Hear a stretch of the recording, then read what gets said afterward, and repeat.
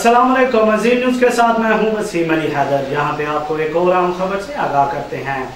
वज़ीर आला पंजाब की खसूसी हदायत पर चेयरपर्सन चाइल्ड प्रोटेक्शन और बेरोसारा अहमद की टीम की हमरा चुनिया में कत्ल होने वाले बच्चों के घर आमद। गमज़दा वालिदैन से ताज़ियत और दुख का इजहार। मज़ीद तफसीलात जानते हैं अपनी नुमाइंदा सैमा भट्टी से। जी सैमा, तफसीलात से आगाह कीजिएगा, क्या तफसीलात है आपके पास?